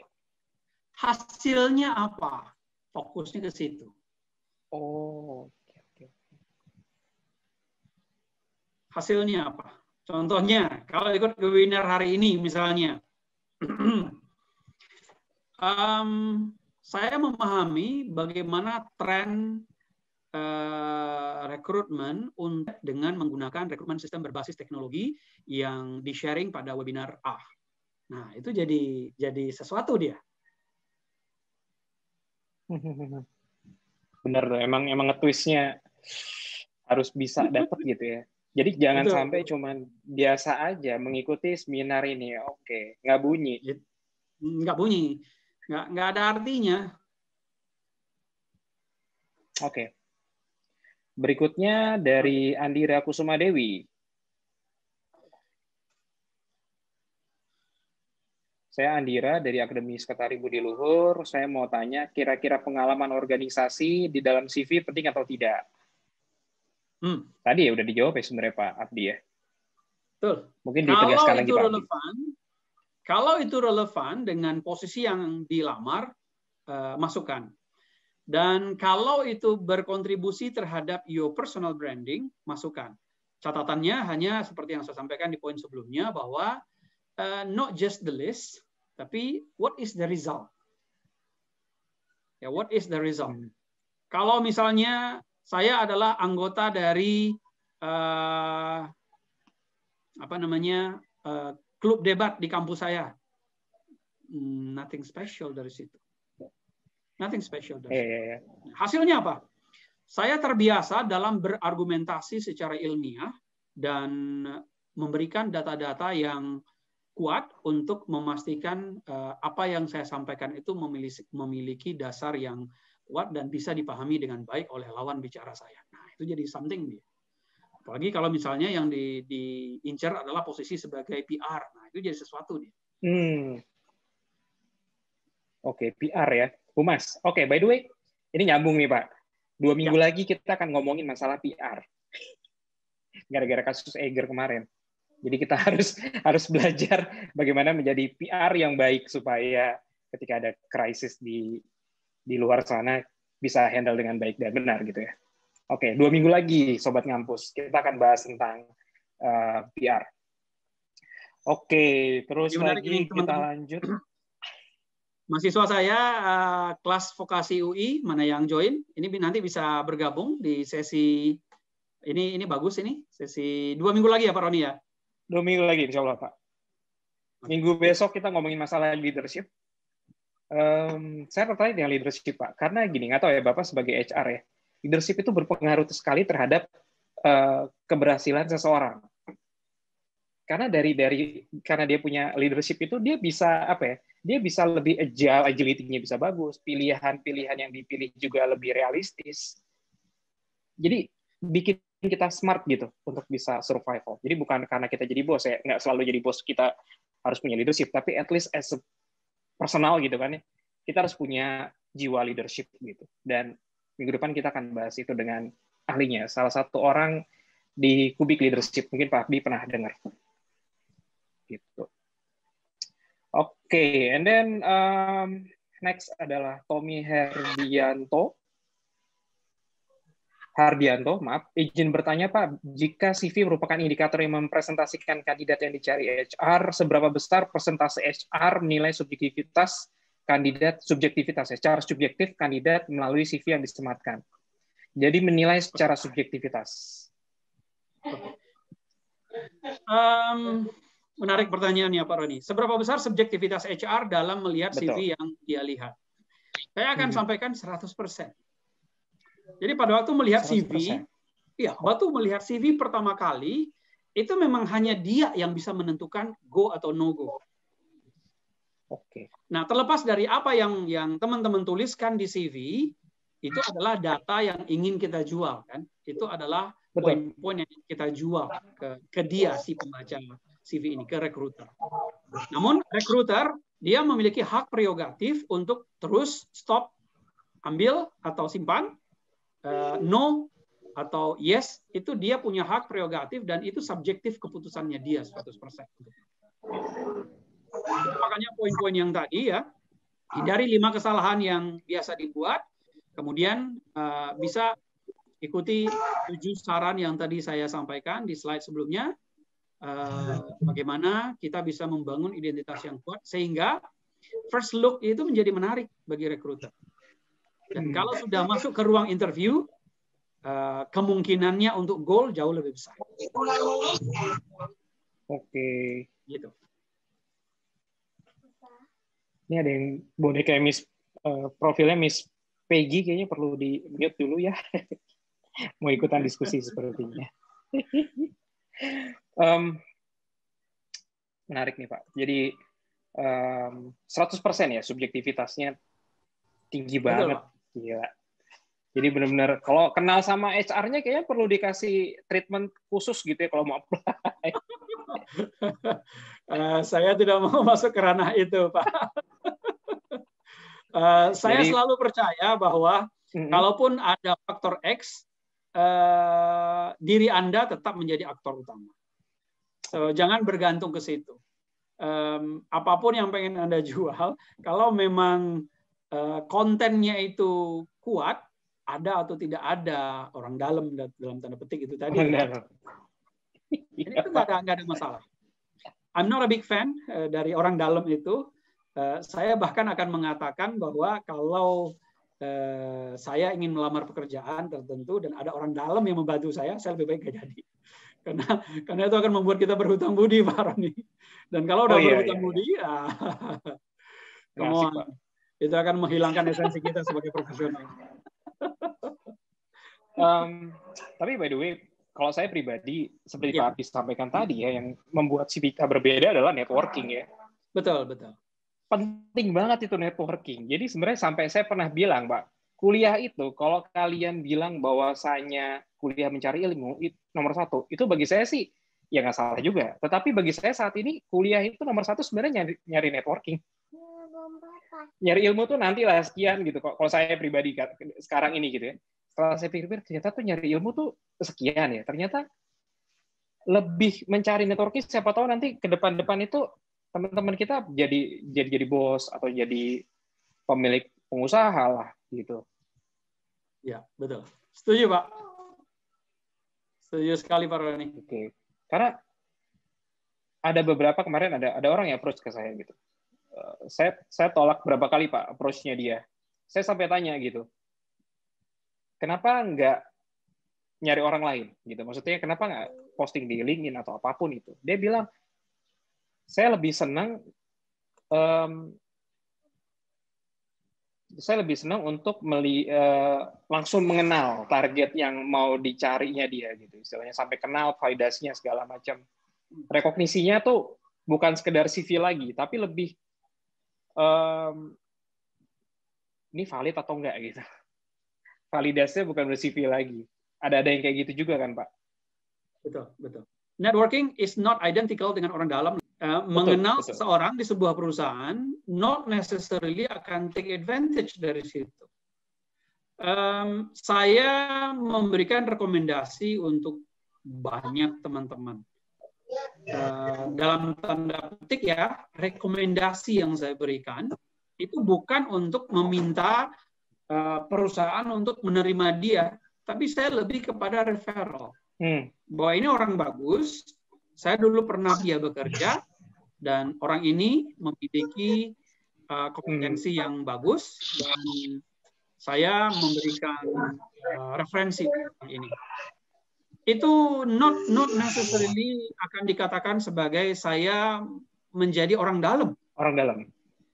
Dan perusahaan akan terbantu loh, dengan statement saya itu akan terbantu. Karena referral itu, kita suka atau tidak, trennya bergeser. Kalau dulu referral itu mungkin menjadi opsi kesekian. Sekarang dengan semakin menjamurnya platform-platform untuk mencari kerja, referral itu malah bergeser menjadi channel nomor 1, Pak Roni. Sebagai orang human capital, saya akan lebih percaya pada Pak Roni daripada pada daripada JobStreet. JobStreet kasih saya misalnya 1.000 aplikan dan kasih saya sortir dapat 2 yang bagus. Dan Pak Roni kasih saya, Pak, ini 2 orang bagus, saya pernah kerja, tim ngampus pernah kerja dengan orang ini dan hasil kerjanya bagus. Orangnya dedikasinya bagus, kemampuan teknisnya keren. Saya akan percaya Pak Roni. Because I know you, Pak. Dan that's the magic of referral. Oke. Sehingga saya akan merekomendasikan teman-teman, para sobat ngampus, even kadang-kadang kita nyapa orang for nothing di sosial media, networking yang bisa kita masuki. Hanya untuk berada dalam lingkarnya dia saja, itu sudah sesuatu banget bagi kita. Dan perlu certain kind of agility, ya, perlu keluasan yang tidak mudah untuk bisa seperti itu. Itu butuh kenekatan luar biasa, yes, Pak. Gitu. Untuk bisa say hi ke orang gitu kan ya, yang kita nggak kenal, terus kita mencoba untuk humble. Tapi itu latihan loh, Pak, untuk next level kita ya, Pak ya. Betul. It takes time untuk itu dan akan butuh proses. Apakah hanya orang ekstrovert yang bisa berteman dengan banyak orang? Not really. Kadang-kadang kita dijebak oleh cara kita berpikir sendiri. Saya itu orangnya emang gini. Kalau terima saya alhamdulillah, kalau enggak ya saya tuh mau orangnya gini gimana? Anda sudah set plafon sendiri dan Anda nggak akan kemana-mana. Oke. Ganti kalimatnya. Oke, Tuhan memberikan saya dengan sifat seperti ini, dan sifat seperti ini akan saya gunakan untuk mencari teman yang lebih banyak. So, ganti kalimatnya. Dan dengan begitu, kita akan lebih terbuka, kita akan lebih open terhadap orang-orang baru, terhadap lingkungan-lingkungan baru, dan tentunya itu akan membangun soft branding yang kuat di kita. Oke. Balik lagi tadi yang masalah ini, Pak, sosial media. Saya pernah rekrut, Pak, 1 orang di LinkedIn. Saya lihat statusnya itu very very humble. Very very humble. Saya lupa bunyinya gimana, tapi saya cuma komen oke, kirim CV-nya ke saya gitu. Saya lihat baca itunya, CV-nya oke. Saya nggak kenal dia siapa. Saya cuma taunya di LinkedIn. Saya tahu, oh dia ternyata dia masuk ini ya, friend saya gitu, oke. Terus saya wawancara, oke gitu. Lanjut, kemudian sekitar 3 bulan ya, he's a rising star, Pak. Oke. Ya, that's it, Pak. Permata itu berkilau, Pak. Permata itu berkilau. I love that story. I love that experience. Dan saya mengadmit puluhan dan bahkan ratusan orang yang invite saya di LinkedIn kalau tujuannya adalah untuk enlarging networking. Yang saya biasanya agak ilfeel. Yang pertama hard selling. Kalau jualan, baru menyapa itu udah langsung jualan. Ini kok nggak belajar salesmanship apa ya? Jualan itu nomor 47 dalam salesmanship. Yang pertama adalah understand first. Understand your customer, understand your prospect. Kenali dulu, ngobrol dulu, ajak dulu, bikin nyaman dulu, baru jualan. Atau yang kedua, Di samping direct selling bisa juga direct request. Pertama kali add, kemudian saya approve dan langsung DM, Pak ada posisi nggak di sana? Come on, saya bilang, that's not the way. That's not the way. Salah satu yang bisa kita jadikan pelajaran bernetworking itu adalah lihat bagaimana common practice. Lihat common practice di ruang-ruang publik yang bisa kita jadikan sebagai benchmark, sebagai tempat untuk belajar, dan dengan begitu kita bisa membuat versi konteks kita. Gitu, Pak Roni. Oke. Berarti ya pintar-pintar bersosial media, jangan apa istilahnya, kalau langsung nge-add Pak Abdi, langsung Pak Abdi ada lowongan nggak? Ya, langsung ilfeel. Kayaknya nggak hanya Pak Abdi deh. Saya juga begitu juga sih pastinya. Kalau saya punya waktu, biasanya saya bahas Pak, Mas, Mbak gitu. Akan lebih baik say hello dulu dan just go with the flow. Dan kalau sudah sekian kali kita exchange komunikasi dan let's talk about business. Tapi kalau saya nggak punya waktu, biasanya saya cuekin aja. Nggak dibaca ya, Pak? Oke. Dibaca, tapi saya biarin aja. Yang menyenangkan di LinkedIn, akhir-akhir ini, Pak, akhir-akhir di LinkedIn saya, itu banyak orang India yang add saya. Nawarin produk. Oh, oke. Oke. Bukan nih, nawarin produk, Pak. Iya. Kayak invasinya kenceng banget gitu. Terus satu lagi Pak, tadi ada yang nanya tadi masalah tadi sama dengan nyambung tadi gitu ya, fresh graduate gimana caranya untuk bisa update portofolio. Mungkin tambahan saya mungkin adalah coba gaul sama dosen deh. Dosen itu biasanya proyeknya banyak. Coba untuk deketin, tapi jangan langsung tadi langsung hard selling, soft selling dulu gitu, deketin, sok langsung dekat aja. Iya. Itu sok langsung dekat. Iya. Bagi yang masih punya kesempatan sekarang di kampus, ya. Masih yang punya kesempatan di kampus, saya akan merekomendasikan sama seperti Pak Roni tadi, make some portfolio. Semakin banyak portofolio Anda, akan semakin banyak modal Anda nanti untuk bisa bersaing. Dan itu wangi loh. Bagi recruiter itu wangi loh. Nilai 4 mungkin bukan zamannya lagi sekarang nilai 4 itu, IP 4 itu menjadi jaminannya. Saya punya beberapa anak muda, pendatang baru di perusahaan, itu yang cenderung untuk mental dan cenderung untuk tidak survive adalah yang IP-nya tinggi-tinggi malah. Tapi kalau dari CV-nya itu ada sejumlah kegiatan di situ, aktivis, daki gunung, ikut menwa, ikut macam-macam gitu. Itu biasanya cenderung strong gitu. Pak. Setuju, Pak, setuju. Bahkan saya juga milihnya itu kalau yang pinter-pinter biasanya sih nggak terlalu saya apa istilahnya. Tertarik sih, tapi saya seleksi lagi karena bagaimanapun at the end saya cari yang soft skill-nya bagus. Komunikasinya bagus, sopan santun. Itu poin sih. Kalau pinter tuh waktu ya, sering dengan waktu bisa ditempa.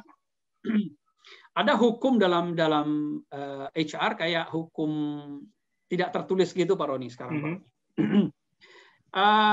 We hire for attitude, we hire for soft skill, and we train for hard skill.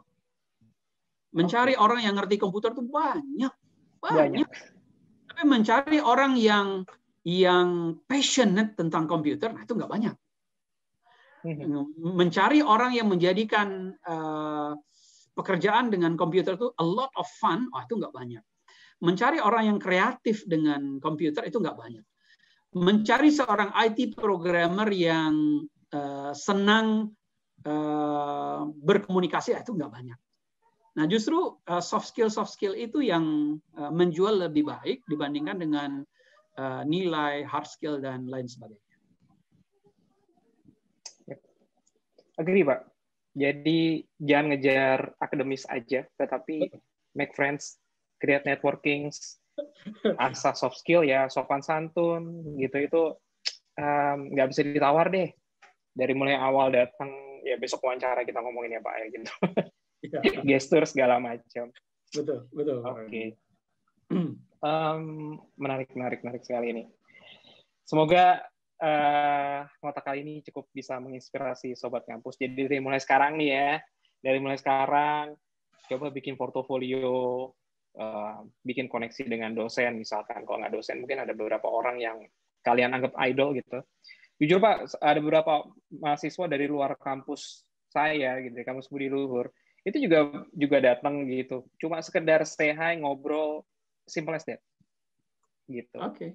Make a new connection gitu kan ya. Saya sih welcome aja gitu kan ya. Selama tadi tidak yang aneh-aneh. Cuma sekedar sharing, tukar ilmu, is okay, I'm fine gitu. Betul.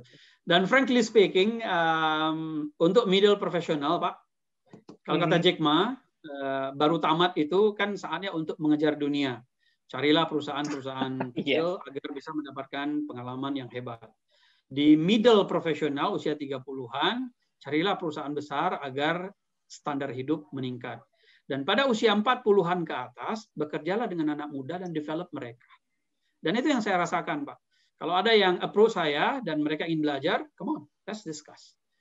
Kalau ada yang pengen memperluas networking-nya, kemudian pengen menyiapkan diri lebih baik untuk tantangan profesional, okay, let's discuss.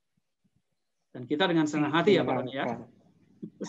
Wah, kita happy Pak. Saya happy banget kalau ketemu sama orang-orang kayak gitu. Jadi istilahnya kita belajar bareng gitu. Bagaimanapun kan, ya memperluas networking itu bagus banget gitu.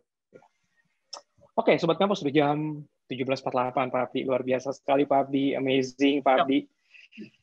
Aduh, semoga jadi ini ya, berkah buat kita semua gitu ya, buat Sobat Kampus, Pak Abdi, panitia dan lainnya gitu kan ya. Oke, saya rasa cukup untuk hari ini. Mungkin closing statement Pak Abdi. Baik. Makasih Pak Roni dan para Sobat Ngampus. Sebagai closing statement saya, semua orang dilahirkan unik. Ya, semua orang itu dilahirkan adalah pemenang.